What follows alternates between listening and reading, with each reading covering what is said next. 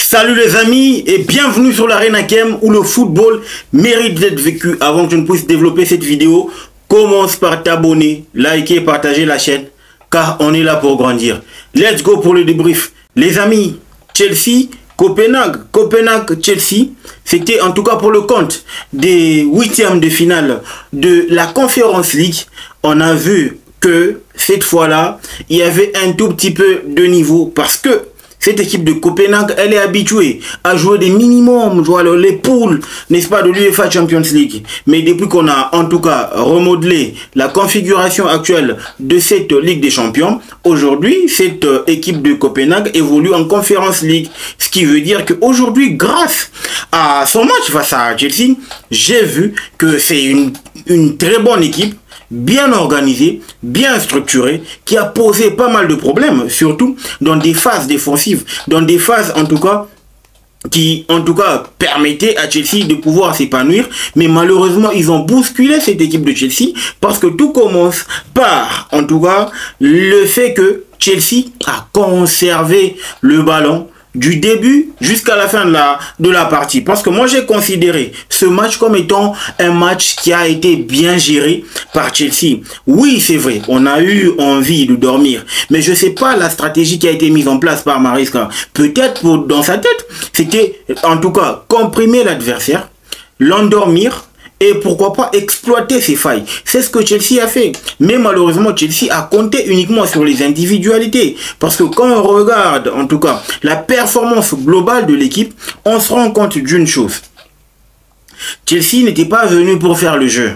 Chelsea était juste venu pour, en tout cas, assurer un bon match. Question de se faciliter la tâche, n'est-ce pas, lors de la manche retour. C'est ce qu'on appelle simple, pratique et efficace. Et c'est ce que Chelsea a fait tout au long de la partie. On a vu que c'était un Chelsea entreprenant, observateur, qui en tout cas espérait prendre son adversaire dans le dos. Et pourquoi pas faire mal au travers des ailiers. Mais là où j'ai senti que cette équipe a pêché, moi je pense que dans la performance individuelle, aujourd'hui on a Chimi Meuka, Drosberry Hall, Tariq George et Reece James et Malo Gusto. On comprend déjà premièrement que Malo Gusto à gauche, il est mal à l'aise. Il n'est pas à l'aise avec ce couloir-là. Il n'est pas à l'aise. Et Reece James, en tout cas, on est en train de nous remodeler un Reece James de Wigan. Vous vous rappelez, en 2019, il a été prêté au Wigan avant qu'il ne vienne, n'est-ce pas, jouer pour Chelsea. Moi, je pense sincèrement que Enzo Maresca, avec sa stratégie, il est en train de croire que Reece James, c'est un milieu défensif que un latéral droit. C'est pour ça qu'il ne cesse de pouvoir insister avec Reece James au milieu, soit il inverse pour dire il est soit un latéral, soit milieu défensif. Et aujourd'hui, toute la partie, Reece James a joué milieu central. Ok, mais moi je pense qu'on est en train de limiter le potentiel de notre capitaine. Et on est en train de limiter la liberté, en tout cas sur terrain, de notre capitaine. Moi je pense que ce n'est pas une très bonne stratégie.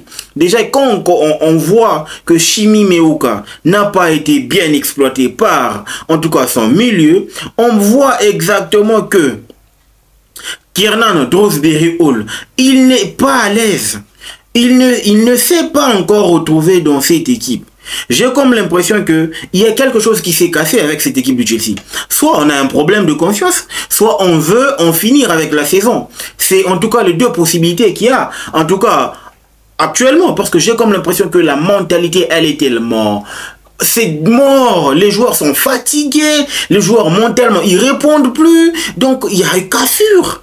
Au fait, c'est à Maresca de changer de discours, trouver une très bonne formule. Parce que déjà, tu as Tariq George, Kiernan Drosberry Hall, Chimi Meuka, et ainsi que de l'autre côté, l'autre joueur, déjà de l'autre côté, ça veut dire que tu inverses le rôle. Normalement, tu fais Cole Palmer, voilà. Fais jouer Cole Palmer à droite, Chimi Meuka en pointe. Tu fais rentrer un Enzo un peu plus haut et Reece James reste avec Caicedo. Tariq Georges à gauche comme étant ailier gauche, c'est bon. Tu as quand même une très bonne configuration en première période. Mais pourquoi tu veux insister avec des joueurs qui ne jouent pas à leur poste de prédilection? C'est la question que je me pose avec Enzo Maresca. Pourquoi est-ce que dans sa stratégie, ils sont tête à jouer, en tout cas à faire jouer les joueurs dans leurs positions qui ne sont pas en tout cas les leurs? Pourquoi? C'est pour ça que moi j'ai tendance à m'endormir ces derniers temps avec les matchs de Chelsea. Oui, il y a blessure, ok, il y a des blessés. Mais trouve quand même une bonne formule de pouvoir faire jouer. Soit tu mets Reece James sur le banc, c'est Gusto qui joue. Soit tu mets Gusto sur le banc, c'est Reece James qui joue. On a déjà Cucurella, on a déjà en tout cas des bons défenseurs. Ça c'est Enzo Maresca. Je ne comprends pas. C'est sa stratégie, en tout cas pour moi, je ne comprends pas. C'est un Enzo Maresca qui est bricoleur, qui est imaginatif, et il se prend pour un maestro, je sais pas trop. C'est pour ça que, ok, on a eu à gagner. Mais je dirais, à part le mode gestion, mais en tout cas, il n'y a pas de manière. Moi, j'ai trouvé l'équipe de Copenhague beaucoup plus entreprenante de manière déjà organisationnelle. Ils ont été pragmatiques, seulement que on les a accueillis à froid au retour des vestiaires.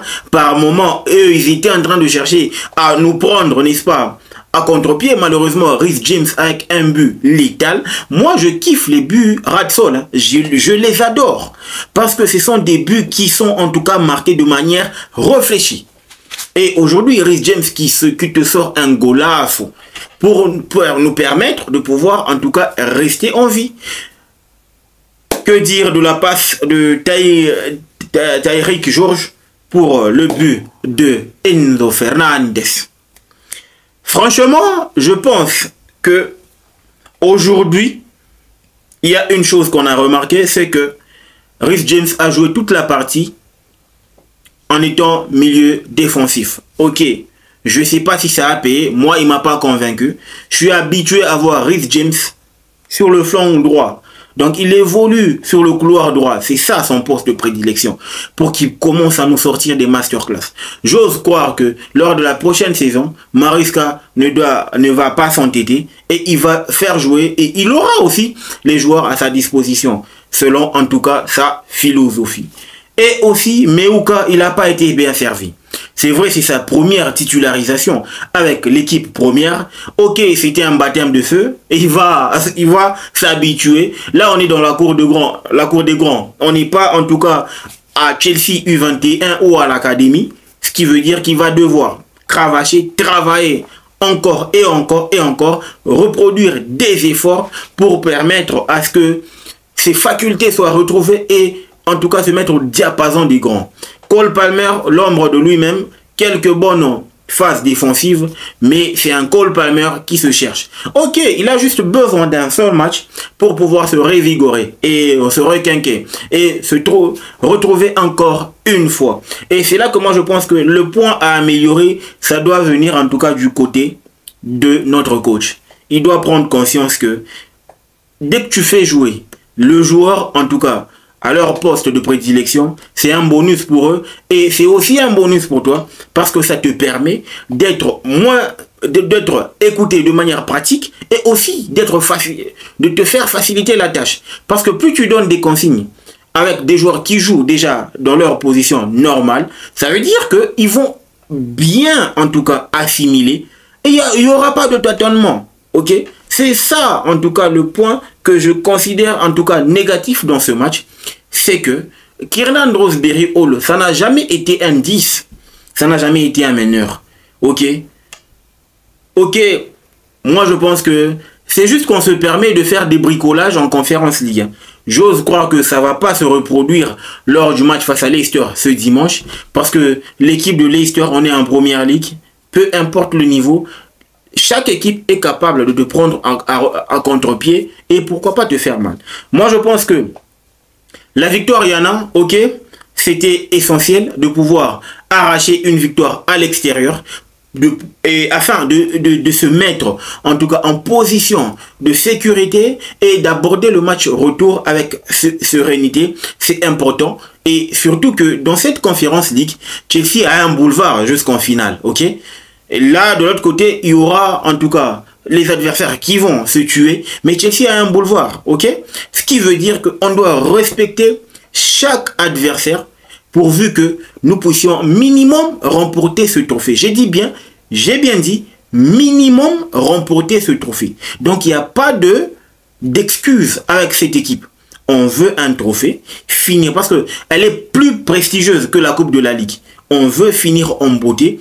Question d'aller aborder la Coupe du Monde des clubs avec sérénité, surtout qu'on aura quelques rajouts. Donc les amis, c'était là le débrief sur Chelsea. J'ose croire que ça vous a plu.